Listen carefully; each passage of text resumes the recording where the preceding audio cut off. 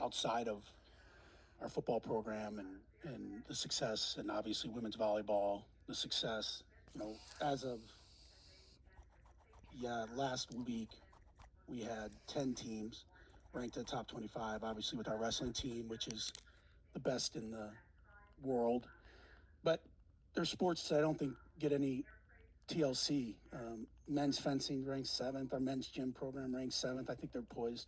I think both those programs are poised to win national championships.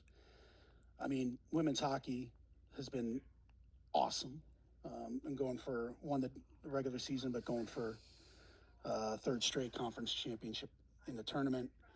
The boys and men's lacrosse this weekend against Navy, it was great. Women's fencing, another one that, to win national championship in fencing, you got to have men's and women's together, and they're 15th. I mean, these guys in here take down Michigan State, number 1. I don't think Michigan State lost a Saturday game, game or whatever. I'm so proud of them to battle back to where they are. They're ranked 18th. Pav and the boys 19th. Men's volleyball, men's indoor track.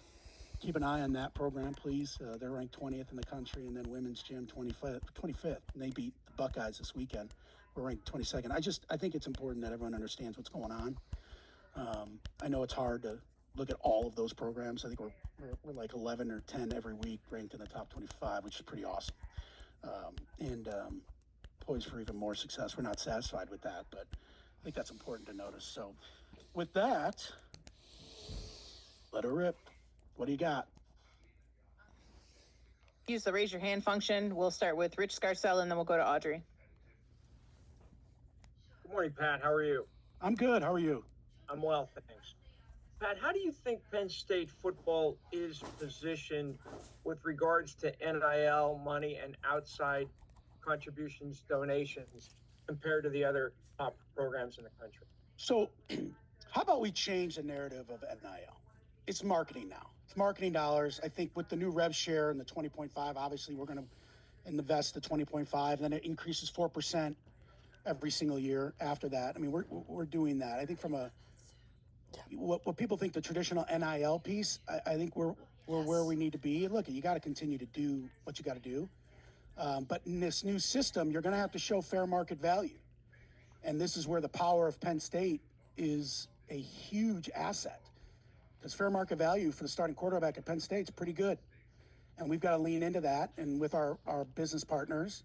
And so that's the kind of the new world of name, image, and likeness. And that's what we met with a little bit about at the Big Ten and the SEC meetings, is understanding how this new world's going to live. I will say everyone is discussing the 20.5 and the rev share.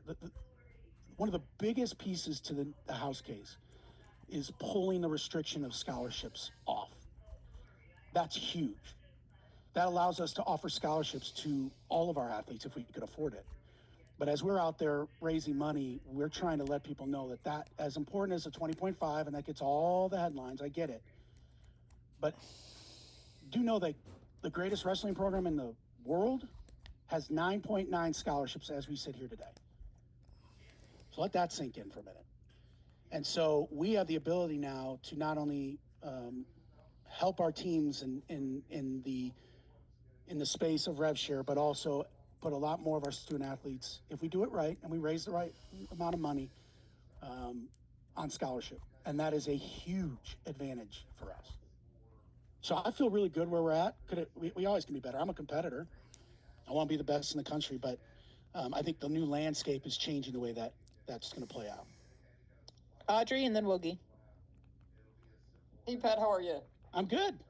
I wanted to ask about the 20.5 with regards to wrestling. Rich kind of teed me up for that. I was talking to Cael last week, and he said that he's pretty sure that they're not going to have 30 scholarships, and kind of across the sport, obviously, that the roster cap is going to impact a lot of wrestling programs. How do you kind of envision that working with wrestling specifically? Like, where do you try and distribute the money? How, do you think this is going to make an elite program even stronger? Yeah, no, we're not going to have 30 scholarships. We're working through the scholarship number right now, but Cael will have more scholarships to invest in the program. I think we will. Well, I think another piece of the 20.5, and I know the follow-up question is like, well, how are you spending that money? And Cael will be part of our rev share world. Football, men's, women's basketball, wrestling, obviously, and then you get into this space, women's soccer, women's volleyball, and we're trying to be able to manage the money so that if we need to move on someone, no matter what the sport is, we have the ability to, hey, there's the number one fencer in the world, and we need to go use RevShare to maybe tilt it our way. We're going to be able to do that. But in relation to Cael and wrestling, we're I always tell Cael, we're going to do whatever we need to do to give you all you need and the resources you need. I don't envision any. I may be wrong in this, but any program doing 30 scholarships for wrestling. But we're going to give Cael what he needs, and I can tell you that we've added scholarships for him in the future. Mark Wogenrich, and then we'll go to Johnny. Hi, Penn. How are you? I'm good. How are you? Good, thanks. I think in last November, you told Yahoo Sports right around the playoff that I think it's our time regarding Penn State football. There's been conversation about Penn State since the Orange Bowl being all in on football. What does that mean to you? What is Penn State willing to do and spend to win a national championship in football? Yeah, I've heard that too. I've been all in on football. I've been all in on basketball, baseball, field hockey. I think if you've gotten to know me, I'm here to win. We're here. By the way, it's not always about money. It's how you're investing your money. And I think we've shown that, we're committed. I'm committed to working with, whether it's James Franklin or Cael Sanderson or Erica Dombach, whoever the coach is, to win. And different programs are at different parts of their kind of growth, And, but yeah, you don't come to Penn State and just willy-nilly, let's see what happens. I'm here to win a national championship. We're here to win national championships. And we're here to do it the right way. And so, yeah, I'm committed. Whatever you want to call it, we're committed to it. It takes everybody. And so, when it comes to football, we're close. We're close.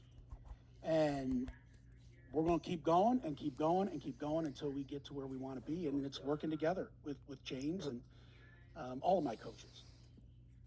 Last question from Zoom right now, Johnny McGonigal.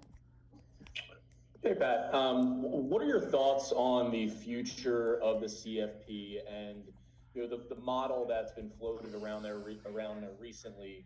Expanding 14 or 16 with automatic qualifiers for the Big Ten and SEC and other conferences. Yeah, I think it's. I'm not against it. I think we got to get. There's a lot of things that have to come before that. We have to look at the football calendar. The calendar, if you look at it, recruiting and everything that is it's like Frankenstein. It's bits and pieces from years of just putting this here, putting that there, and we're in a totally new world. So first and foremost, why that does relate to the CFP, because if you're going to add 2 more games per se, if you 16, if you go 16, no one really gets a bye. And I got to be honest, I don't know if that's good, bad, or indifferent right now. You look at what happened. I'd like to keep our team moving, right? And not take those 2-3 weeks off. But I also think we have to look at, well, when do you start the season to do that? And then how do you not have a bow situation? We got to look at the portal. We've got to look at when. We're all evaluating spring football right now. Like, that's a question we're going to walk up to. I don't know what next year's spring football is going to look like. And so, but that's in context of the whole 12-month calendar. And so, absolutely open. I'm open to anything. I don't think it's a bad thing to go to 14 and 16. The more teams in and the more kind of tournament you have, I think it's great. We got to continue to look at all the other aspects of that. If you have 16, what are we going to play into, like, March? We're going to go into February? My football players do go to class. They got to go to school. So what are we doing? And so I think we have to understand the bigger impact to that. And I think looking and evaluating, do you move it up to week 0 maybe? And you start playing there? Do you do an OTA style? I don't have the answer, but I do know it's being discussed. I think it's looked at. I think we have to look at it, but I'm not opposed to to 14 or 16. I just want to know more about what does that whole calendar look like. I mean, it was a grind for you all, I bet. And I give our fans a ton of credit. You go out to the Big Ten championship, you come home for a playoff game, you got to go out to the Fiesta Bowl, and then you got to go out to Miami, and you're booking flights 1 week out. Like I just think there's a lot of things and nuances that may not be getting the attention, but for us as a practitioners and trying to operate this world, we need to better understand how that will work. Up in the room, we'll go with Mark and then go with Bob. Thanks for your time, Pat. Thanks, Mark. Hey, we're at the point now where football coordinators are making as much as head coaches were making a few years ago. You're a numbers guy. You just don't throw money to spend money. Can you explain the value? Because people see some of these numbers and they're like, wow. I mean, this is kind of eye-opening. Yeah, no, I get it, and so am I. Remember, I actually went back to look what the coaches who were coaching me were making, and we're in a different world now. I know everyone's the loaded Jim Knowles question. Look at, you go get the best. I'm gonna go get the best coordinators we can, because I think you need to understand the coordinators set the tone. It's James' team. James is CEO. And I think James has done a masterful job of building the best staff in the country. And they are you got to pay market, right? And I think when we get down and you look at the numbers, they are, but we can afford it. We can go and do what we're going to do. Why would I shortchange it? You got a chance to go get the best corner. I think we have two of the best coordinators in the country. And the way this world is now, the head coach truly is James has to deal with so many new things in the last 3 years. You've got the portal, and you've got players, dealing with so many different elements of life now, real money. And I think you've got to have I believe you have to have a strong of leaders in the offense and the defensive room to help give you the best chance to succeed. And we don't make those decisions lightly. But for me, it was a no-brainer with Jim Knowles. And I think he's already had dividends and paid off in this. But, we're going to give ourselves the best chance to win. And we're going to do it any means necessary to do that. And we're going to do it the right way. Pat, how are you? I'm good. Hey, listen, you mentioned it twice, the best wrestling program in the world. Yeah. I wanted to ask you about Cael. Just, you've had a chance to watch him now a couple of years. You can barely contain yourself at matches. I think it's kind of fun watching you watch him and the wrestlers. But I wanted to get your opinion on, what do you think separates this guy from everyone else? Because not only are they winning, they're taking teams apart. Yeah, that's a great question. I get asked that by everybody. And I get asked that by not just alums, but like elite football coaches, basketball coaches. He is one of one. He's a unicorn, we would say, in our world. But Cael is, it's Cael. Please no, I'm not saying anything. It's Casey, it's Cody. It's that entire organization and how they run. And they make the most important, everyone kind of hits us up when our athletes they speak in front of after they win, this is just one of the things I do. That's real. He recruits amazing young men who understand and are fully committed to being the best. And Cael does it in a way that is so special and unique. It's not what people, you think you come into a wrestling program, it's like fire and brimstone. No. Take care of your person first. Take care of who you are. And bring people who understand that and who love to wrestle. And then we're just going to get better and better and better along the way. And it sounds simple. But the culture that he builds in that building, that Casey builds and Cody, like that unit builds, there's nothing like it. And yeah, I am the worst to have around them, because here, I'll go to Big Tens and Northwestern, I'll be nervous. I'm already nervous. But what I learned from them is you do the best you can in everything you do. And at the end of the day, it happens, you move on. And they are all like that. And he is just,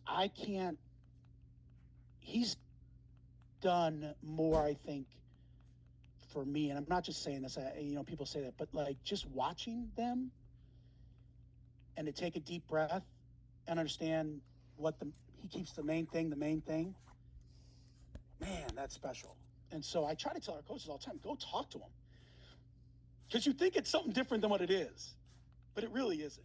You guys watch him, like but that whole group. Let's just get to the core. Amazing people, great fathers, great leaders, and they get that culture to buy in and be exactly who they emulate. Yeah.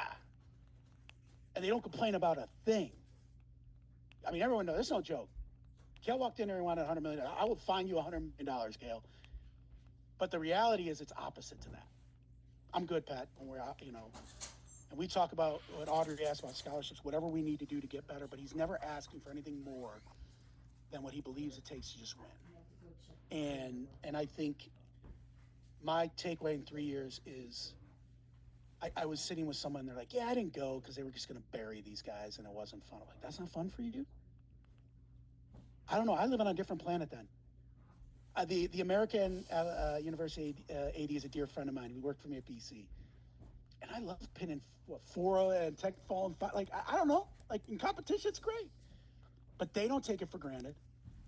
But I think we all have to understand what we are watching. It is the greatest. It's not even a dynasty.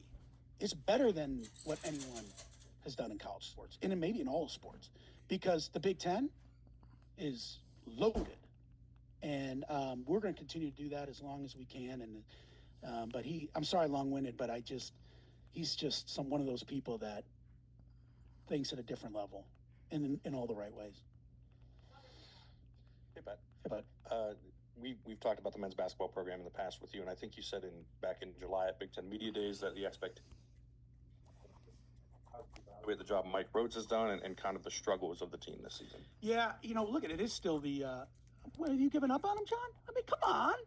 We still got tournament. We got to win these games. I'm proud of them the last 2 games. I think. Look, Mike's done a remarkable job. I told him the other day, after a tough loss, I went in and talked to him more as a therapist. And I said, Mike, look at the expectations that he has built to go to the tournament every year is a step forward. I don't know if that was the case all the time for Penn State basketball. And you guys have seen him. No one's more frustrated and bottled up like Mike is right now. And I'm not making excuses. And he wouldn't either. Like, we got to get better. But I'm not looking for a quick fix. I'm looking to do this the right way. And John, we got to build depth. You're playing in the Big Ten. It is physical. It is a tough conference. And guys can't play 40 minutes a game. And you get hit a little bit with the injuries. I'm not making an excuse. That's part of it. The part of the game I'm not. But you got to find a way to get through that. And I think if you're going to build a roster in this day and age, it's hard. You got to find the right people. And I love our kids. And I think he's understanding that and growing. I had a meeting. I remember the year before at Michigan State where they blew the doors off us. I was like, welcome to the Big Ten. And I think what I love about Mike is he's learning and he's asking questions like, okay, it isn't, you gotta keep evaluating yourself and looking at it. So look at, we got everything in front of us still. That's what's crazy about basketball, right? Like the year we went to the tournament, you get 2 buzzer beaters and it shifts everything for you. And we didn't win, and we haven't won those close games this year. And I think it's still a work in progress. Like I just tell everybody, just like stick with us, sweat with us. But I'm more than ever confident in what he can do here. But we're not looking short term. I want to build this so that it is a consistent tournament. And make no bones about it, the NCAA tournament is the objective, and he knows that. I would worry if he was worried about that he was talking to me about something else other than that. The guy's talking about winning the Big Ten championship. Hey man, how about we just let's get in the tournament, and then, but you want your coaches looking at that way, and that's where we got to continue to help them, but we'll get there. We'll go steal one from my alma mater this week. Would be nice on many levels. Jonathan Tyler. Hey, Pat. You touched on in the back. You touched on women's volleyball. You signed Coach Schumacher-Cawley to an extension. How important was that? And if you can kind of, I don't know if you've seen any kind of comp season to what she was able to accomplish with the team, given her health situation, given the whole thing. I'm sure in the AD world, I don't know if you've gotten any feedback from the fans in that world, what she was able to do to guide the team while dealing with everything she was dealing with. Yeah, that was a hard extension, right? I don't think anyone's ever earned an extension than her. Man, I don't know. No. I just remember her coming in and telling me far earlier than anyone knew, that what she was about to begin. And that's pretty remarkable. And, you know, like any of our staff and anyone that goes through life's trials, we're going to be there for them any way we can. It's a little bit like the Thon piece, right? Like, so much bigger than what we're talking about, NIL or no. And I'm not saying anything, but you have to ask questions. I'm not dismissing that, but like, I just watching it from afar, and I don't know if you all can understand how difficult that was for her. And her fight's not over. And we're going to continue. I told her actually the other day, you know, we're going to keep fighting and keep fighting and keep fighting. But I thought, sorry, no, I have never seen anything like that. And the team, I remember being in the locker room after the pit loss early. This is before all this. And they, you know, it's like, all right, let's get back up. We'll keep competing. They never flinched. Nobody gave that team a shot at Nebraska when they had that. I don't care what you say. I mean, I was like sweating bullets. Holy cow, like, and go rewatch that game. Never did that team waver. When you have someone like Katie who's not flinching one bit about what was put in front of her and her family, there should be a Netflix movie about it. And I'm just so proud of those women and that staff. Never made it about anything other than themselves and family, and made, you know, we talk about Mike and the no excuse. There was never an excuse. We're gonna go and we're gonna set the tone, and we're gonna just feed off each other. And so, yeah, it's what she did is I'll never forget it. And then, you know, her at Don this weekend is just emotional, and thinking through it, and puts into perspective everything that all of us I know have been walked up to it. You know, grandmother had breast cancer. Cancer is it's all around us, right? And so I think she shed a little bit of light on it. And yeah, you can compete tough. And that's why I tell her athletes, you got to be tough. And that's the model right there. You know, she's got a little bit of Cael tendencies to her. Don't talk to me about it. She's got that Chicago shocker. We're both from Chicago, so she's got that, like, no, let's just stay focused on the main thing. Like, no, we're going to keep the course, going to stay the course no matter what's going on. So, long-winded. I just, her and her whole staff, and Jess and Jeravish, the whole group, just relentless. It's pretty awesome. And the funny thing is, she probably don't want me to say this, but she was talking about a recruit. It was right after, and she was in another chemo session. I was like, hey, you can take it. I mean, we're good. Like, you don't. No. I got it. I need to help it.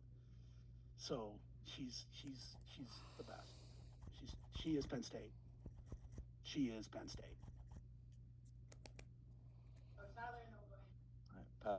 Bringing it back to NIL after. Yeah, there you go. Yeah. Yeah, I didn't know how to. Wasn't quite sure. Sorry, let's pick it up. Yeah, not an easy bridge to gap there, but so I just wanted to get into kind of the method that James has implemented in NIL. I think some people maybe criticize because they don't see Penn State bringing in a bunch of high dollar free agents out there.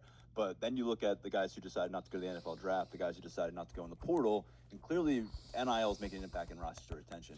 Can you kind of speak to striking that balance where you're not poisoning the well of your team culture, but you need some pieces, and you've got to be able to afford those pieces, and you got to take care of who's already here and put in the blood, sweat, and tears, and ultimately how you can kind of walk that line. Yeah, I think it's a really good question, and James would probably laugh if I said this, because he and I friendly banter about this new world since I've been here of NIL and the portal, and I think he has done it absolutely the right way. And I thought Ryan did a really good job at Ohio State, right? Like, we're a little bit going back in time. Trust your evaluation, recruit the kids you want to recruit that fit your program, and hold on to them.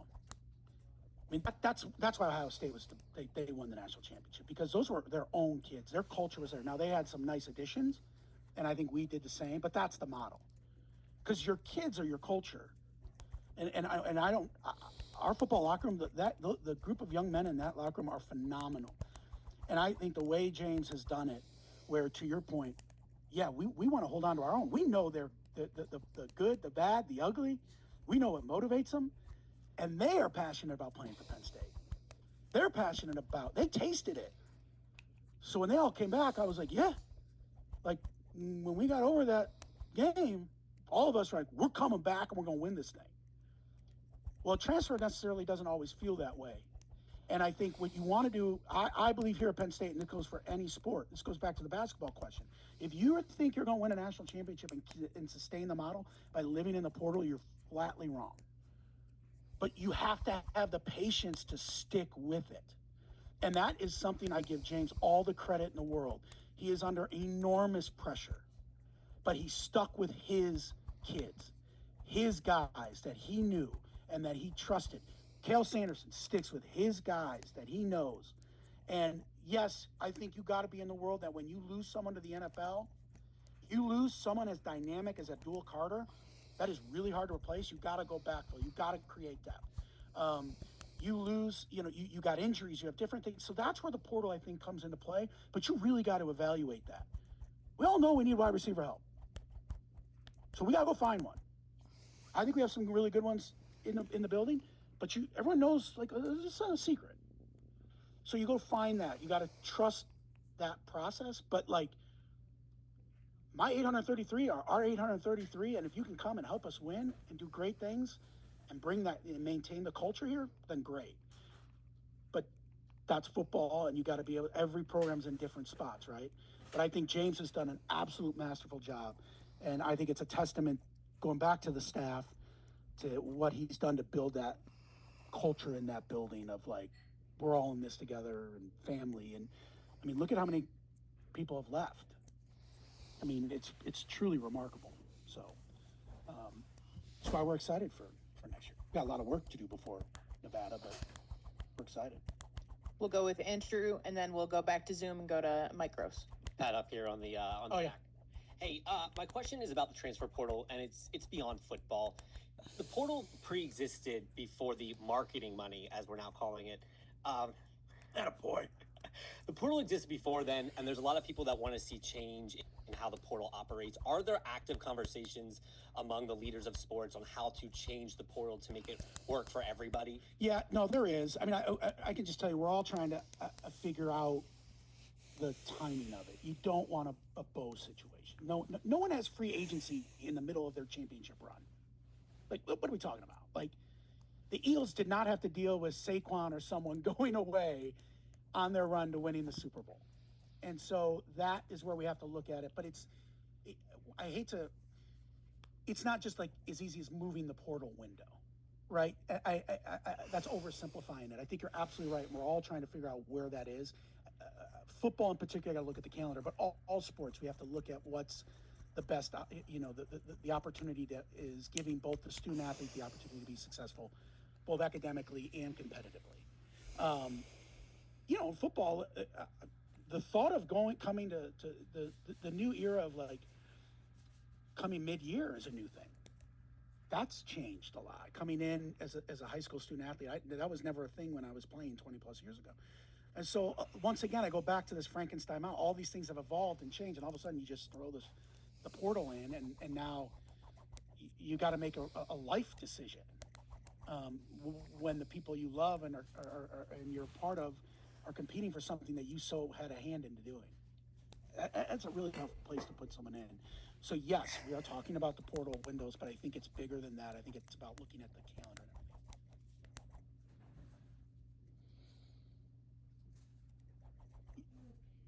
Yeah, I think, well, that's a harder conversation because if you put them on contracts, which scholarships are, well, what am I going to go sue a kid for leaving? You know, I mean, there's a myriad of reasons why they would leave, right? It's not necessary. It's always been 1 year you can leave, but then all the rules have just changed. So now you do have to look at it as a 1 year window. Do I want all of our young men and women to be here for a long time? Yeah, there's just so many factors now at play. I do hope this new world maybe can slow that down. We'll see. But okay, I put a buyout like I have in my. Who's going to sign that? Because you're competing. Remember, it's not the pros. So we have to recruit against Ohio State, Alabama, Georgia. And if they choose not to do it, well, they're not coming here just for the, oh, man, I love you. That's Pollyannic. And so we as college sports all have to come together and try to fix this I really do believe for the better of the student athlete and the program they're going to. Last two questions. We've got Mike Gross, and then we'll go to Greg Pickle. Hi, Pat. Sorry if this, I got in a little late, so sorry if this has already been covered, but a while back, James said that he would like to hire a general manager for football with an eye toward revenue sharing and, you know, all that. So are you, to use James's favorite word, is there alignment among the whole gang about the idea of doing that? And has there been, and if so, has there been any practical progress toward that happening? Yeah, no, I totally agree with him. You know, James and I, if we found the right person that could fit and do, you know, it's really I'm 100% supportive. Let me say that. You know, we have people in the building that are doing that job right now. A lot of these general managers that you're seeing hired have full roster discretion. I'll leave that out there. You know, that's hard in college sports, meaning, I see you're squinting your eyes, meaning they're choosing the players, much like the pros. I don't agree with that. I do not think that's right. They're coming here because they're going to play for the coaches in James Franklin's football program. So there's different ways to look at general manager. General manager handling the cap, handling how we handle scholarships, because now you can give, you know, 105 scholarships. You don't have to give full rides. Yes, I think handling. So I told you, like, it goes up 4% every year, right? So you got to know if you're going to offer someone 2 years, how much money do I have in year 2, 3 to go? Do you follow? So that number on the cap keeps going. So yes, 100%. It's not like we just actively have like not hired one. We continue to talk to a lot of people, but as this is evolving, a lot of work in the building's been done, I think, really well. But I would not put it past James and us to have a GM at some point. We're hiring more data analytics folks in the office because I have to manage the entire 20.5 and the fair market value NIL, and we've got to make sure that we're all aligned because you have to balance all of these things to make sure that you're doing the right thing. So it's really data now for us. Some would argue that would be a GM. It's not. It's more of a data job. But I honestly think we're going to have to find a space for all of our Olympic sports to have someone that's helping them manage the different areas because it's now it's going all the way down. I mean, it's coming into hockey. It's everywhere. And so, you know, trying to give our coaches across the board the resources and the help is going to be an issue. But once again, yes, if James texts me today and we talk about it and he found someone, I'm like, okay, that's great. Last question to Greg Pickle. Pat, how do you feel about the progress of the Beaver Stadium renovation plan now that you've released renderings, fundraisers, you've knocked the press box down, things like that? Yeah. And what do you envision it looking like, Beaver Stadium as a whole, when Nevada gets there in August? for the start of the 2025 season. You know, it's funny you say that. So I went to this is a testament to Penn State. So we flew back. We were at the friendly confines game in hockey. I flew back like about at 2 a.m. I'm going, we got that blizzard. I was like, man, I bet there's going to be nobody here to watch this. And sure as heck, there's 400 people there. That's why I love this place. The fans are so passionate. And then when it fell down, I'm like, oh boy, this is real. My heart was like, oh, as that thing keeps going, oh, like, oh man. I feel really good though where we are. We put out the renderings. We showed you kind of where we are in the progress. Fundraising has been awesome. It shows that when Penn Staters get behind something, I feel really excited about that. What will it look like? So we'll have temp seating. If I were to give you an example of, kind of think of Northwestern a little bit, how they built that stadium on the shore or on the lake, or like if you go to the Waste Management, they build that stadium around the 16. Like those are the folks that are doing the production. You'll see. How do I best describe it? But there's that lip that we took the top part off. There will be bleachers. I think it's 7,400 or so on that space. We're looking to even, seeing if we can add more seats to that. It'll look very temporary. It won't impact. We're working really hard. I know the follow-up question is, what's the capacity? We should be at full capacity with the temp. We'll be really, really close. And you'll see a little bit of a construction footprint, but B&C will be, right, B&C? You should be able to get in still. Parking won't have any issues, but they're going to keep working throughout the year. So it's going to be an active site. But I mean, honestly, I think the temp city may have a better seat than they had right now in the old kind of west side.